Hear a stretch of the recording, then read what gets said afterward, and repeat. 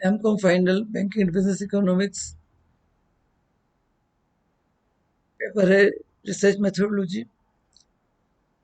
आज की कक्षा का विषय है types and process of preparing schedule, अनुसूची निर्माण की प्रक्रिया एवं प्रकार।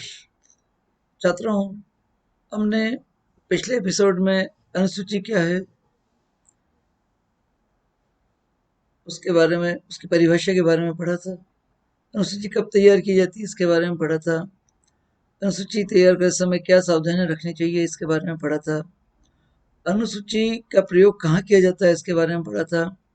अनुसूची शोधकर्ता का प्राथमिक समकों को संकलित करने के लिए तैयार किया गया एक उपकरण है, जिसके माध्यम से शोधकर्ता प्राथमिक तथ्य संकलित करता है। ये एक प्रश्नों की सूची होती है। शोधकर्ता की आवश्यकता के अनुसार, उसकी जरूरत के अनुसार तथ्य, किस तरह के तथ्य संकलित किए जाने हैं उसको ध्यान में रखते हुए अनुसूची का निर्माण किया जाता है। इसलिए अलग अलग शोध कार्य की प्रकृति के अनुसार अलग अलग तरह की अनुसूचियों का निर्माण किया जाता है। मुख्य रूप से आर्थिक सामाजिक शोध में जो प्रकार पाए जाते हैं उनके बारे में आज हम चर्चा करेंगे।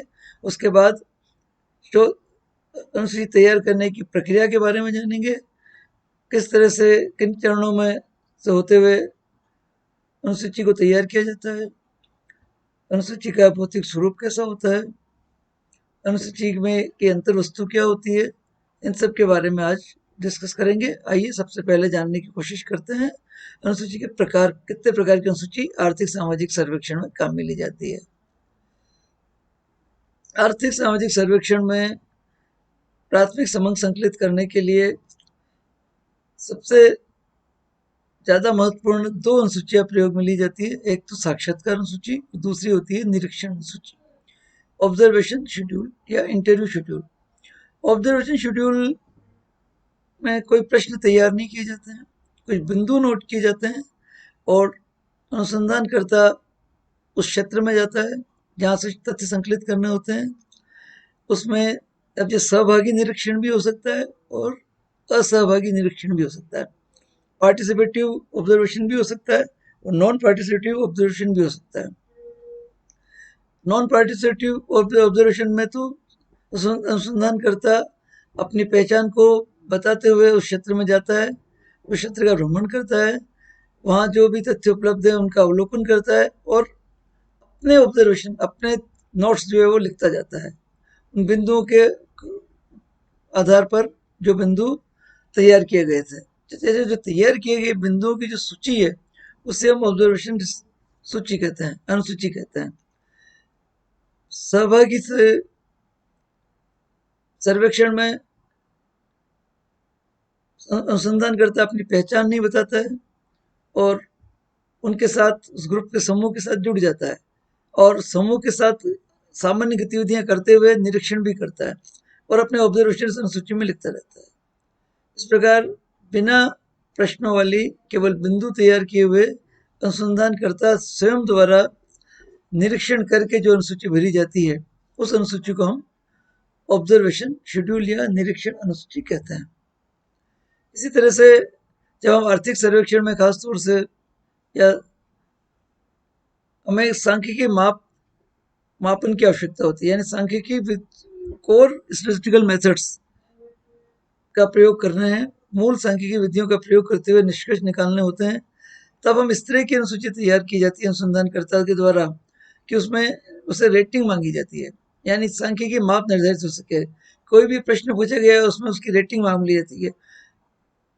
इस प्रश्न में आपकी राय क्या है, जहाँ राय मांगी जाती है या मनोविज्ञान जाना जाता है, मनोभाव जाना जाते हैं, तो इसके बारे में आपकी क्या राय है, एक्स वाई जेड के बारे में आपकी क्या राय है। एक्स वाई जेड के बारे में आप कितने अंक देना चाहेंगे, 10 में से दीजिए, 9 अंक, 8 अंक, 7 अंक, 6 अंक, 5 अंक, या कोई अंक नहीं देना चाहेंगे, या ग्रेड दीजिए। ये जो घटना घटित हुई है या ये जो अर्थव्यवस्था की स्थिति है, इससे आप कितनी रेटिंग देना चाहेंगे, कौन सी ग्रेड देना चाहेंगे, ए ग्रेड देना चाहेंगे, बी ग्रेड देना चाहेंगे, सी ग्रेड देना चाहेंगे, डी ग्रेड देना चाहेंगे। ऐसी अनुसूची जो सांख्यिकी माप पर आधारित होती है, जिसका आगे विश्लेषण स्कोर स्टैटिस्टिकल मेथड से किया जाना होता है, उस अनुसूची को हम रेटिंग अनुसूची या मापक अनुसूची कहते हैं या रेटिंग शेड्यूल कहते हैं। किसी संस्था का सर्वे किया जाना है, किसी संगठन का सर्वे किया जाना है, ऑर्गेनाइजेशन का सर्वे किया जाना है, तो और खास विशेष ऑर्गेनाइजेशन के लिए जब अनुसूची तैयार की जाती है, इंस्टीट्यूशनल सर्वे शेड्यूल कहते हैं उससे। यानी किसी एक संस्था, इसमें उस संस्था के संबंध में सारी जानकारी होती है, तो संकलित की जानी होती है, उससे संबंधित प्रश्न होते हैं, उस संस्था से संबंधित सभी समस्याओं को सम्मिलित किया जाता है, उससे संबंधित प्रश्न होते हैं। और ये अनुसूची सामान्य अनुसूची नहीं होती, ये संस्था विशेष के लिए तैयार की गई अनुसूची होती है। जब किसी संस्था विशेष के लिए जब कोई अनुसूची तैयार की जाती है, तो उस अनुसूची को हम इंस्टीट्यूशनल सर्वे शेड्यूल कहते हैं। सबसे महत्वपूर्ण और सबसे ज्यादा प्रचलन में जो अनुसूची है, उसे कहते हैं साक्षात्कार अनुसूची। प्राथमिक तथ्यों का संकलन सर्वाधिक रूप में शोधकर्ताओं द्वारा साक्षात्कार अनुसूची के माध्यम से किया जाता है। यानी जब किसी व्यक्ति का हमें साक्षात्कार लेना होता है, किसी व्यक्ति से उसके विचार जानने होते हैं, और तब उसके लिए एक अनुसूची तैयार की जाती है, उसे हम इंटरव्यू शेड्यूल या साक्षात्कार अनुसूची कहते हैं।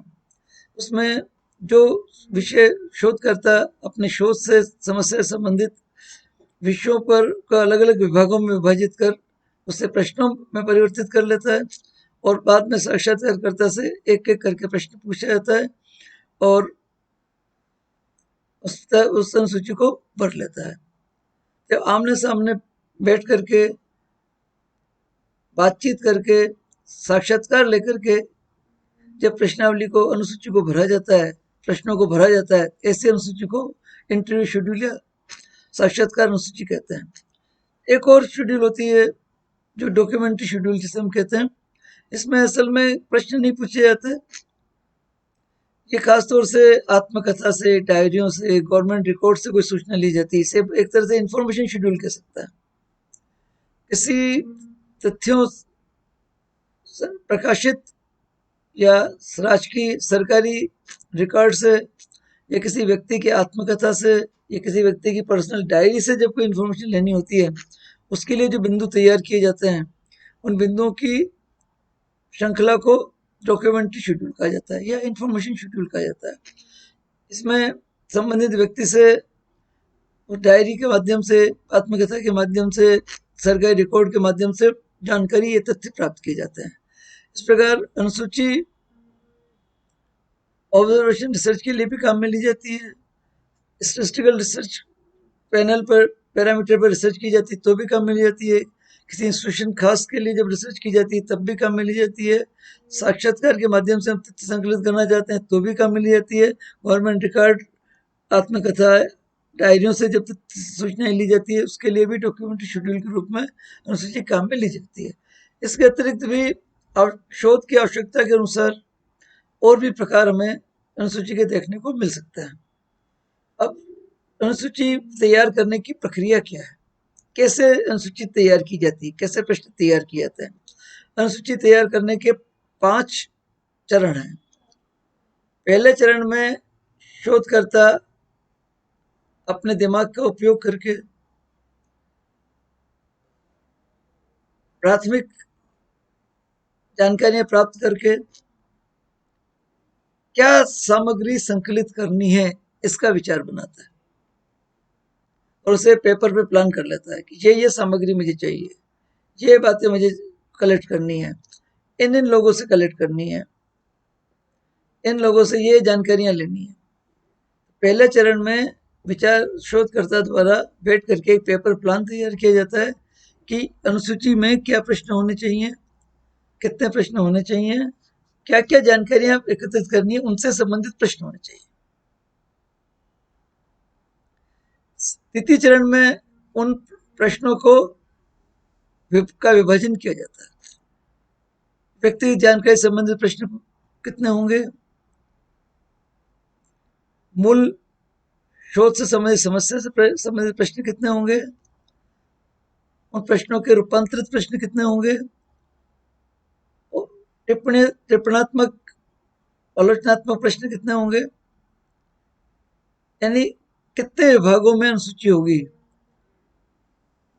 2 विभाग में, 3 विभाग में, 4 विभाग में। तो विभाग को का बंटवारा करके प्रथम चरण में जो जानकारियां एकत्रित की गई थी उन्हें द्वितीय चरण में विभागों में विभाजित कर लिया जाता है। तृतीय चरण में प्रश्नों का निर्माण किया जाता है और उप विभाजन किया जाता है, सब डिवीजन करते हैं तथ्यों का, जानकारी का, जिन्हें प्रश्नों में सम्मिलित करना है, और बाद में प्रश्नावली का निर्माण किया जाता है। इसमें सोचा तय किया जाता है कि कैसी प्रश्नावली तैयार की जाएगी, ओपन एंडेड की जाएगी या क्लोज एंडेड की जाएगी, यानी वस्तुनिष्ठ प्रश्नावली बनाई जाएगी या खुले प्रश्न वाली प्रश्नावली बनाई जाएगी, कितने प्रश्न बनाए जाएंगे, प्रश्नों का आकार कैसा होगा, कितने बड़े प्रश्न होंगे, प्रश्नों के साथ सारणी या टेबल्स दिए जाएंगे, चित्र दिए जाएंगे तो कितने दिए जाएंगे, कितने टेबल्स दिए जाएंगे, इन सब के बारे में तृतीय चरण में तैयारी कर ली जाती है। चतुर्थ चरण में प्रश्नों को अंतिम रूप देकर के उन्हें श्रृंखलाबद्ध किया जाता है।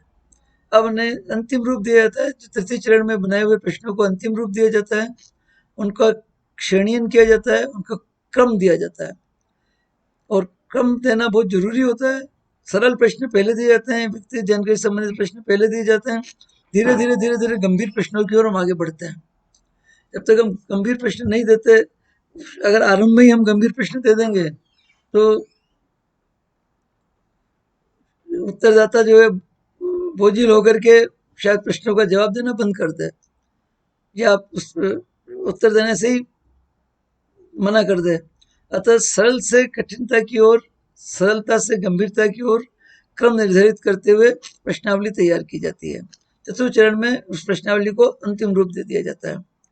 लास्ट फेज आता है जिसमें उसकी वैलिडिटी जांची जाती है कि असल में जो प्रश्न तैयार किए गए उनसे वांछित उत्तर मिल जाएंगे या नहीं मिल जाएंगे।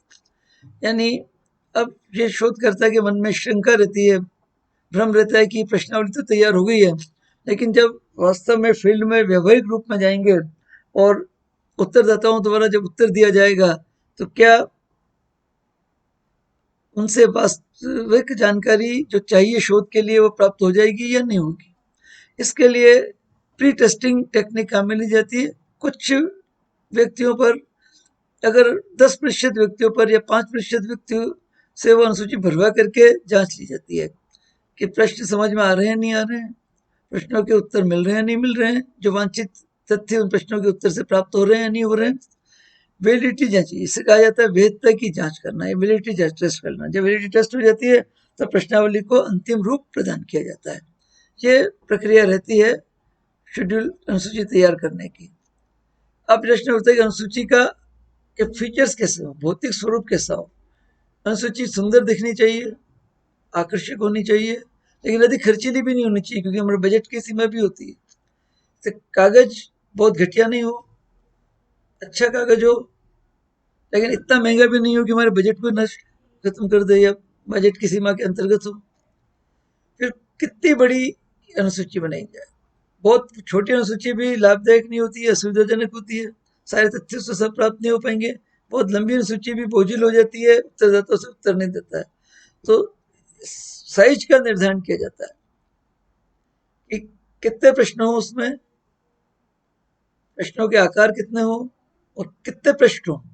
10 पृष्ठों की अनुसूची, 5 पृष्ठों की अनुसूची, 4 पृष्ठों की अनुसूची, बहुत अधिक पृष्ठ होंगे तो भी नहीं कर पाएंगे, तथ्य संकलित नहीं कर पाएंगे। और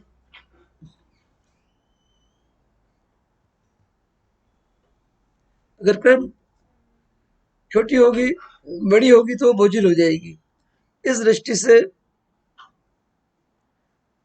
उसके साइज का निर्धारण संकलित किए गए तथ्यों के आधार पर किया जाता है।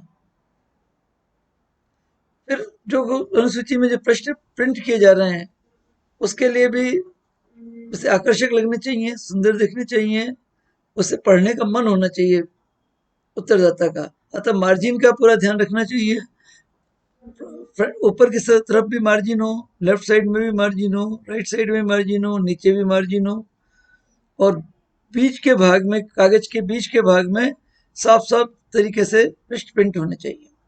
प्रॉपर स्पेसिंग भी होना चाहिए क्वेश्चन से दूसरे क्वेश्चन के बीच में, यानी खिचपिच नहीं हो, आराम से उत्तरदाता अपने हाथ से पेन से प्रश्नों का उत्तर लिख सके, टाइप करना चाहे तो उसे टाइपराइटर पर लगा करके टाइप कर सके। इस तरह स्पेसिंग जो है हर क्वेश्चन के बीच में होना चाहिए। प्रश्नावली हमेशा प्रिंट की जानी चाहिए, यह सुंदर कंप्यूटराइज टाइपिंग होनी चाहिए, और उसके बाद अच्छी फोटोकॉपी निकाली जानी चाहिए, जेरोक्स निकाली जानी चाहिए।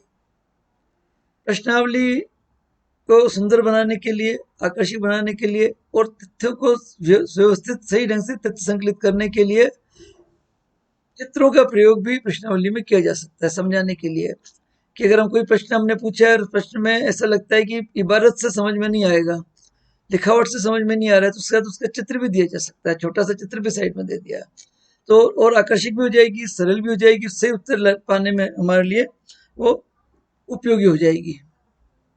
ये फिजिकल फीचर्स शेड्यूल के होने चाहिए। इस तरह से अनुसूची को तैयार किया जाना चाहिए।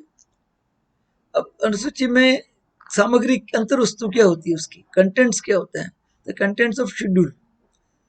अनुसूची के 3 पार्ट होते हैं।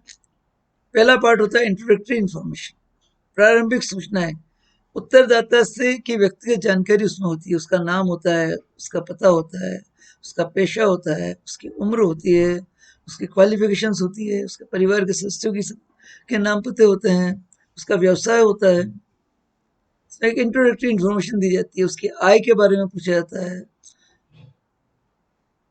सरल और शब्दों में परिचयात्मक जानकारी ली जाती है।